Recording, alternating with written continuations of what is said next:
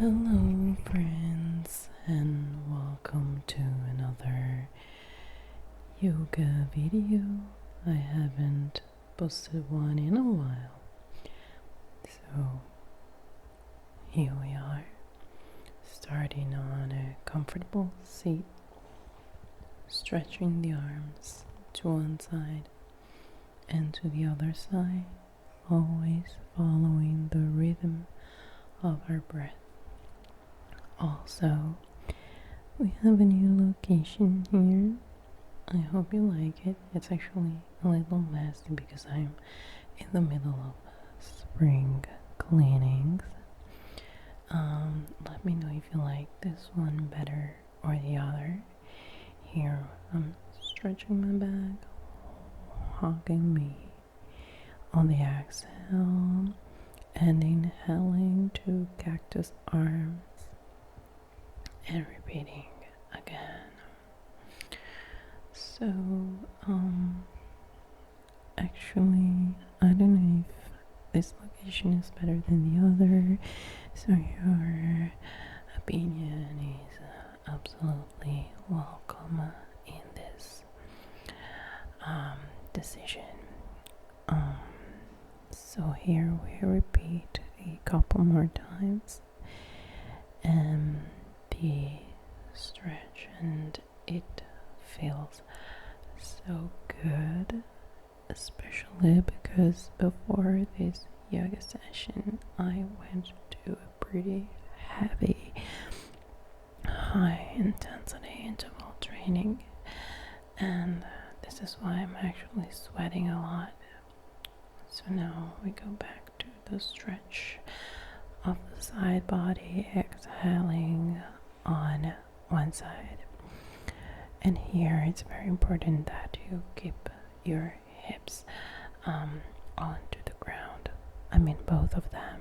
It's not that because you want to stretch a lot then you bend too much, you know what I mean.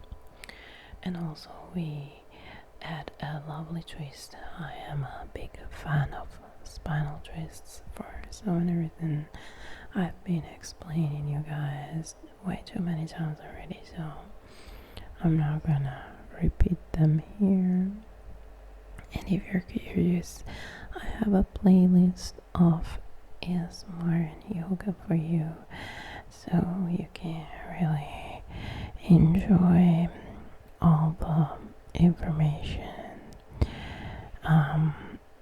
I am not giving you here. And yes, I do have crutches in the background because I have so many knee problems and injuries are always behind the corner. This is how unlucky I am. So yeah, I keep my crutches on handy if you're wondering. And the guitars are my boyfriend's guitars. He loves to play the guitar. So yeah, and they also create a lovely view, I guess. I don't know. Here I'm doing the cat-cow, really stretching deeply and moving to the rhythm of the inhalation and the exhalation. And also here, this is the traditional cat-cow, but you can feel free to add some movement like stretching your feet or bending to one side and the other if that feels good to you. It is very important to listen to what your body needs to awaken and to really give it the treatment it is asking for. There is no need to feel ridiculous here. Now I'm hovering beneath, awakening my quads and my abdominals, and then transitioning to downward facing dog. Such a lovely stretch. A little walk here and there is always welcome. And I have this new yoga mat. I loved it at first because it was so grippy, but I don't know what happened. After a couple uses, it started getting super slippery, and I do cleaning with my sanitizing methods and stuff, but it is kind of slippery. Not as much as my previous one, but still very slippery. So if you guys have any recommendation for yoga mats, just feel free to let me know in the comments down below. And here, yeah, I'm still on my journey to floating, and I'm really not there at all, but I'm not giving up. So yeah, root to rise, exhale forward, inhale, halfway lengthen, and then stepping to plank and lowering down on the tummy. So here on the inhale, we do a baby cobra, and on the exhale, we rest our forehead to the ground.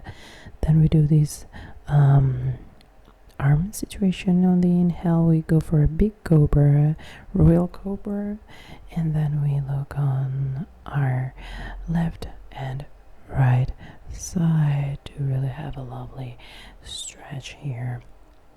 Also, this flow I'm doing is presented by Jessica Richburg on YouTube. She is such a lovely yogi. I love her flows. She really does things I need. So yeah. Now we go to the upper downward facing dog and lift one leg and look underneath our opposite armpit. And yes, the fun of my computer is here annoying the crap out of us again. Really sorry about that. And then we go on this lovely stretch and we stay here for a while. And then here what happened was that my camera died, so I went back and recorded that again because I thought that was the point we left, but actually I'm repeating this session again, which actually felt so good, so I'm not sorry about that. And so yeah, here I curled my toes under and lifted to plank, and then again downward facing dog, looking to the opposite armpit, lifting the leg, bending to open up the hips, and then going to the deep lunge. Oh no, yeah, first there was this knee to elbow thing that I hate but love at the same time because it really helps you strengthen the body as well as maintain balance. So yeah, some things of yoga are very hard, but also let me know what you guys prefer, like high intensity interval trainings or a little more of a slow pace, and also which one do you find being more effective. I mean, I know that functional trainings and high intensity interval trainings give you very quick and effective results, but I find them to be very, very heavy on the joints. So on the long run, especially for me being very prone to injuries and pain and stuff, it is very devastating. So I'm transitioning to this kind of lower impact situations such as yoga, and I recently discovered bar, and it's like a fully inspired workout. I'm not that kind of elegant, light weighted girl that floats through movements, but my muscles are really feeling that. So I'm like, hey, y'all. But I've been reading and researching a lot about bar, and many people say, yeah, it works. It's so amazing because it's low impact, and other people say, no, it doesn't work. The only thing that makes you have results is functional trainings and high intensity interval trainings. So I really don't know. By the way, I love this pose. It's called puppy pose, puppy pose, puppy pose, puppy pose, puppy pose. And my stomach also looks so flat in this position. So yay for puppy pose. Everybody, thumbs up for the puppy pose. Also, please don't be a perv and say something like something inappropriate, please.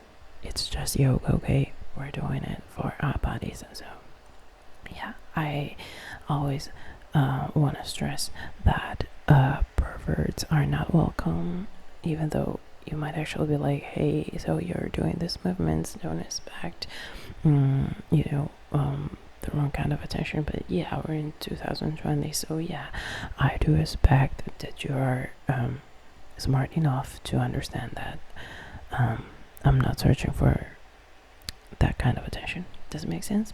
I hope it does make sense. Also, I don't know, I'm like really rambling and not explaining what I'm doing, because I feel like maybe you want to just enjoy some tingles and some rambling. But if you want me to describe more accurately the movements I'm doing, like I did in other yoga videos, then just let me know what are your preferences, and I will definitely make sure to adapt to them, because my main goal is to make you feel relaxed, and make you feel good, Okay, so now we're repeating the same sequence on the other side. So we are here in this big lunge, and I'm also pressing on my knee with the hand, so this stretch is even bigger, and walking and watching on behind me, so the stretch is even more effective. And now we are in this sort of modified crescent lunge, cactus arm on the inhale, and then we exhale and we go back to this lunge position, transitioning into the middle split. I so love middle splits because they help you stretch your entire hamstring area, which is always very hard for me to target and tone up, because after my knee surgeries I completely lost my hamstrings strength, and anytime I work out they get sore very easily, so a nice stretch is always welcome. Here we are in a deep forward fold, hugging our opposite elbows with the hands, and we just rock a little bit from side to side here, and we enjoy this lovely stretch. It's so calming for the nervous system. In-person in general are very calming for the nervous system, and I feel like this elbow hugging situation really helps stretching the spine, And now here we stand up one vertebrae at a time, and you cannot see me, but I'm not going to be standing for long, so that's not going to be a problem. I have inhaling and exhaling real deep here, getting ready for the next portion of the flow, which is stepping to a goddess pose, which is this very deep squat with toes turned outwards and cactus arms. Then we inhale to standing and exhale back to goddess pose. We repeat that a couple times, and goddess pose is so empowering as well as super challenging for your glutes and thigh muscles, so, and also for your abs, because if you want to maintain the balance, you gotta squeeze them. And here we go into this twist again, where we into a lovely spinal stretch, as well as a shoulder stretch, as well as an inner thigh stretch. And I really love how so many muscles can be targeted at the same time with this yoga movements, and I love how the breath can really deepen and make every movement so much more effective. So now we straighten our feet and actually turn one toe out to transition into this single leg squat, and we rest here. We open up the hips, we stretch the inner thighs, and we move to the other leg. My knee injuries really prevent me from doing this correctly. Hey, hi, by the way, I love you so much. Okay, so they prevent me from doing this correctly because, the pain. And now we're saying this forward fold with wide legs, and the toes are turned a little bit inwards for this. And now we interlace the fingers behind our backs. And on the exhale that comes after the big inhale, we just fold and stretch. This is a very, very challenging stretch if your shoulders are not very open, so make sure you adapt to what you can do. And I'm not crazy, I'm shaking my head yes and no to sort of release the tension in the neck. I tend to accumulate a lot of tension in my neck and shoulder area, so I really do this. And now we rest our hands on the hips to stand up, and that is very challenging. I mean, you gotta have some leg strength as well as ab strength to do this flawlessly. I'm not saying I'm doing it flawlessly, by the way, I'm just working on that. And here we rest on our knee to elbow situation, opening up the side body, and we rub our arms around the leg and behind our back, if this makes sense, and we just deepen up the stretch. It feels so good. And then we go back to warrior 2, staying strong and steady, and we create length, and we reverse the warrior, opening up the side body again. That feels so lovely. I really love to open up the side body, and now we go to this reverse triangle. And if you want to do it properly, it really requires a lot of leg and ab strength. When I first started approaching to yoga, I've always been very flexible, and I've always been very lazy into my flexibility. So every pose, I always made a passive stretch, if this makes sense. So if I was able to go into a full split, I would just go into a full split. If I was able to touch the ground doing that triangle pose, I would just basically lay on that hand on the ground, if this makes sense. But the stretch was only passive, when sometimes it's very important to engage your strength as well as stretching. So this is how you get stronger. If you only stretch, that doesn't really help much, especially if you're hypermobile like I am. I really need to work on the strength to compensate my hypermobility and hopefully stop getting injured all the time. And if you want to know a little more about this, I can make a video, a more specific video about my condition. Well, it's not really official that I do have this condition, which is called Ehlers-Danlos syndrome, but I have like 80% of the symptoms, so I actually might have it. So I'm getting diagnosed by that. I did the first step, and now I have to go on with procedures and the checks and stuff. And so anyways, I hope I'm not being too boring talking about all this stuff, but I really love to take advantage of these yoga sessions to really also chit chat with you guys if you want to. So now after the fold, lowering down to plank, actually to chaturanga dandasana and downward facing dog, and taking a moment here and then going back to plank position and down on the ground. And then what is going on here, check in if you guys can see me. I guess, yeah. I was really concerned about the fact that you could not really see me, so yeah. And now I'm doing the reverse prayer and staying here, enjoying this stretch that feels kind of deep on the shoulders. So if you have any shoulder injuries, just make sure you take care of yourself while doing it.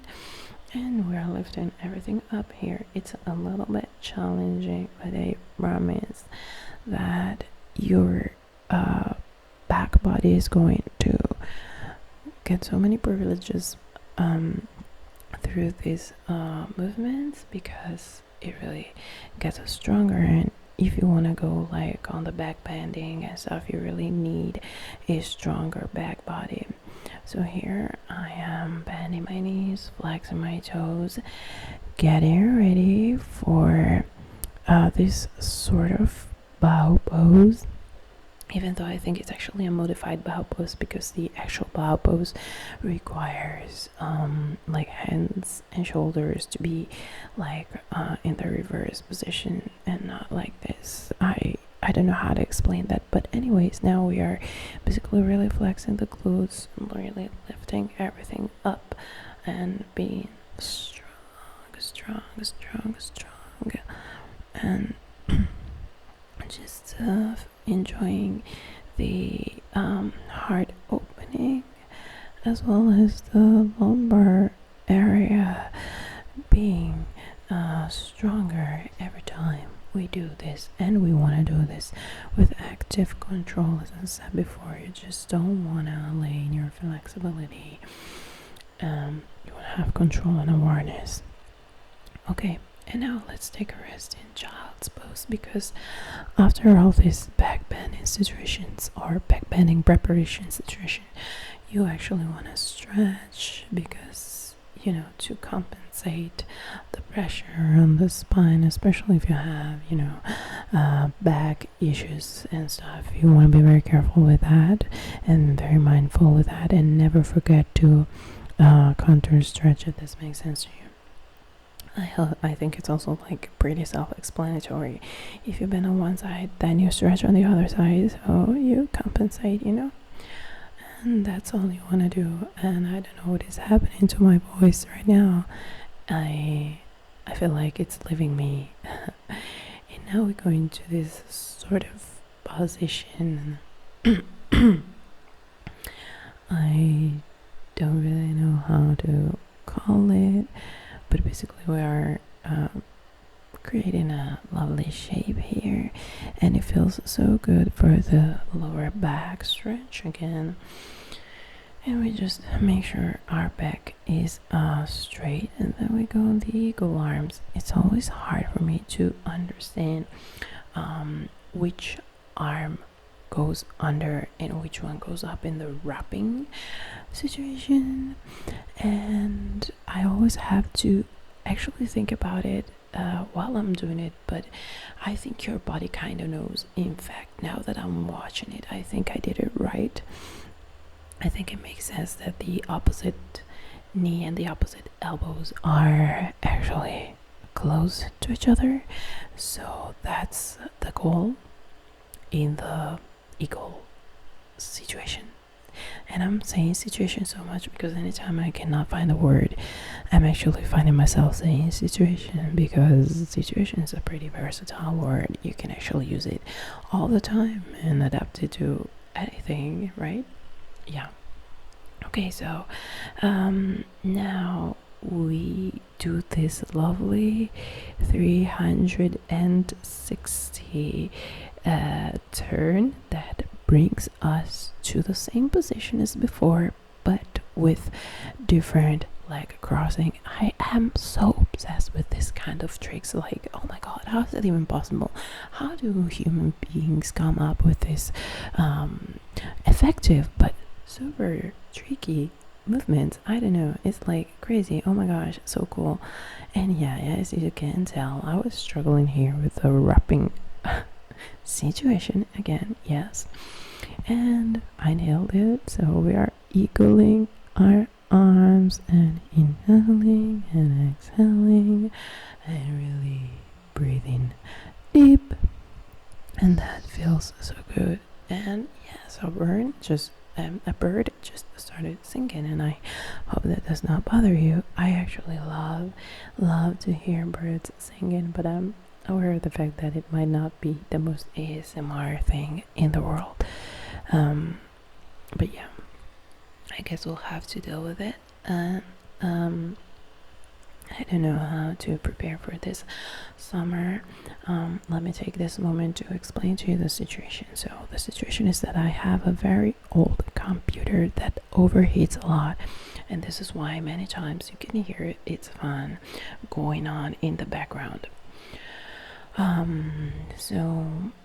And I also have very loud neighbors that do install a swimming pool just in front of my window. So, and yes, my hips are just cracking in this moment. So they are pretty loud, and I really don't know, like, editing is a problem because my computer overheats to the point that it freaks out. And yeah, forgive me being so goofy here. And so yeah, we are to the point my computer freaks out and stops working, so it's really hard to go with videos, edit the videos properly, and many times it's just not possible to even reproduce them on the editing program because it's just too much for my poor computer. So I'm not even able to edit properly. So editing is a real problem, and filming can be a problem as well, because even if I close the window and end up sweating like crazy, but that doesn't matter actually, but even if I close the window, you will hear my neighbors because they are so loud. So I'm really scared for this summer, because I don't know how to upload regular content. So I would like to know, do outer noises really bother you so much? Because if you say like, yeah, they bother, but not to the point, you know, that you would give up watching an ASMR video, then I'm like, okay, I can figure out a way to sort of, you know, keep uploading. But I think I will go for very lo-fi contents, something that doesn't require too much editing, because that's a real problem. And by the way, if you're asking what I'm doing here, I'm doing a bridge and interlacing my fingers behind my back.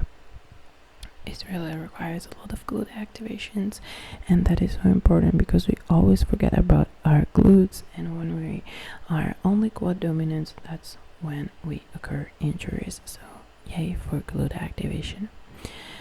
Anyways, I don't know, I'm so worried about the summer. If you have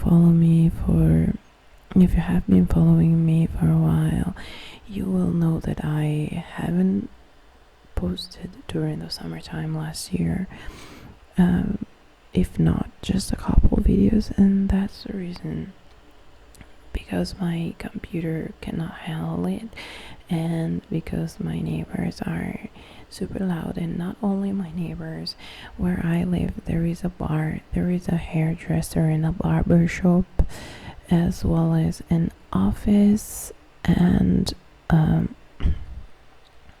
a food, like a small restaurant, but not really a restaurant actually. But all these places, by the way, this is a bridge and it came out pretty nice, yay. But anyways, all these places are you know, kind of loud because there are many customers and people going into these places, so summer is a problem and I don't know how to deal with it. Anyways, if you have any suggestions, let me know in the comments down below. And here I am lowering down from my bridge and resting one hand onto the heart and the other one onto my belly, and taking a moment here and really breathing. Backbendings are pretty challenging, especially because, again, here, since I've always been very flexible, I took advantage of that and just hanged in my backbends like I couldn't care. But you actually want to protect your spine, and to protect your spine you have to have very active glutes and abs. So this is why we did all the preparation before with the abs and the bow pose and stuff, because you want to be in control of your back bend. You want to be active in the back bend, so you do prevent injuries. And after the back bend, you want to make sure you do the correct relaxation and counter stretch process. Otherwise you really can get injured, and especially in the back bend you don't want to push yourself too hard. If you feel like you cannot do that, only on that day, not in general, but if that day you're not feeling pretty bendy, then just don't push yourself too hard. Here I am stretching and doing twists. It's very important that we do so, and we take our time to do them very in depth, because we really want to prevent any sort of injuries. And here you can deepen up the stretch by grabbing the opposite toe, and it requires a lot of effort to me because, as I already said, I lost all my hamstring strength and control.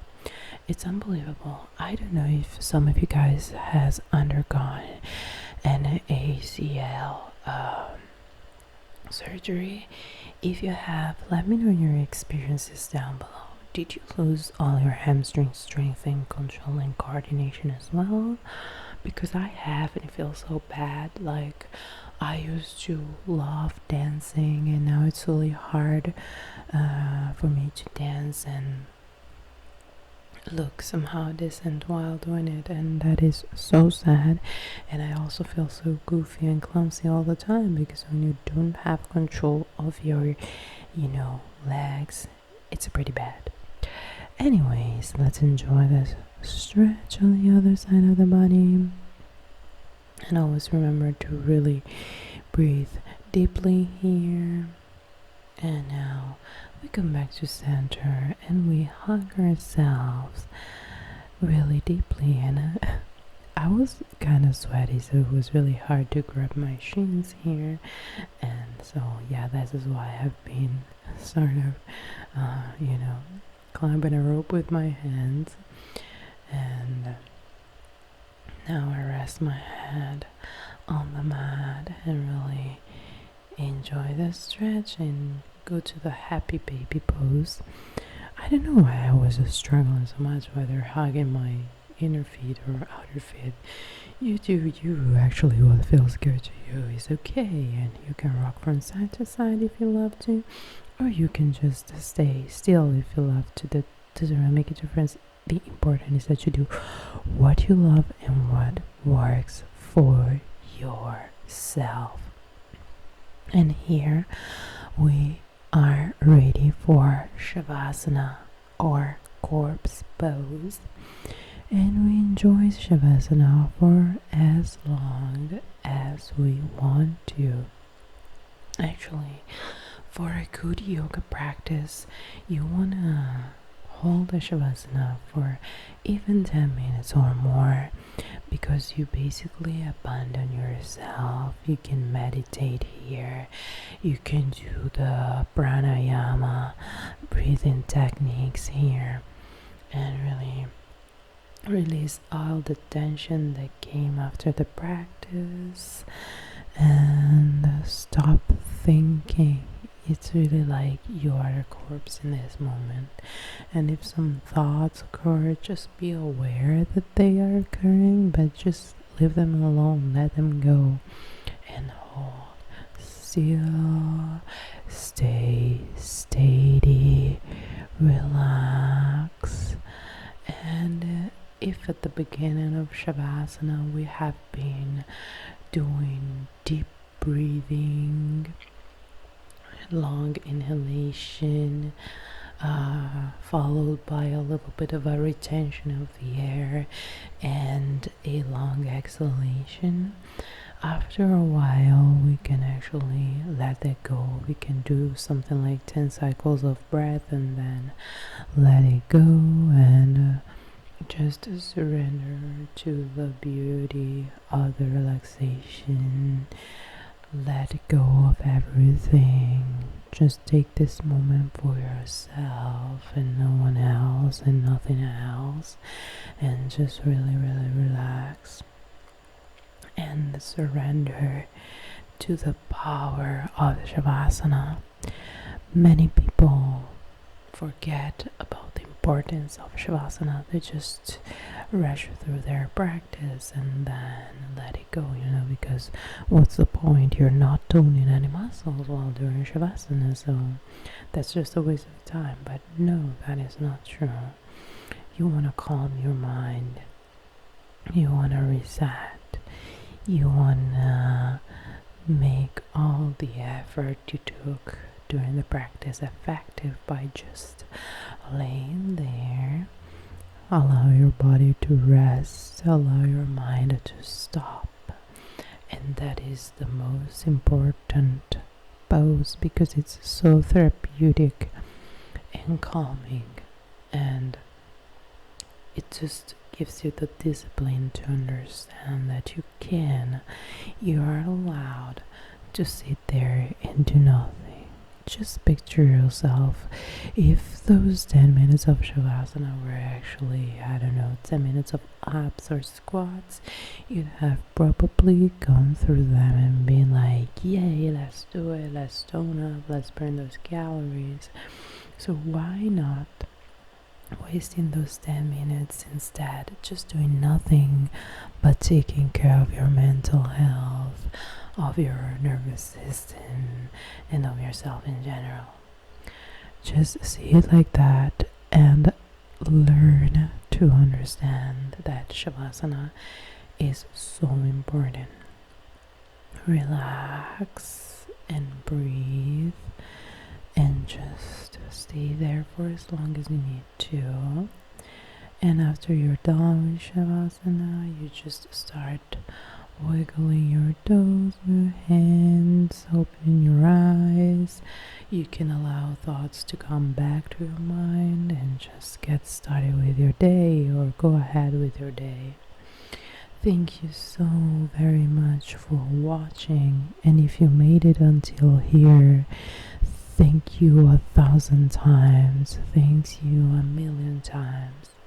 Please don't forget to help my channel by subscribing, commenting, and giving me a thumbs up. Simple actions that make the world of a difference. I wish you a very great rest of the day or of the night. And if you're sleeping, I hope you're having a great sleep. Thank you again. And until next time, Namaste.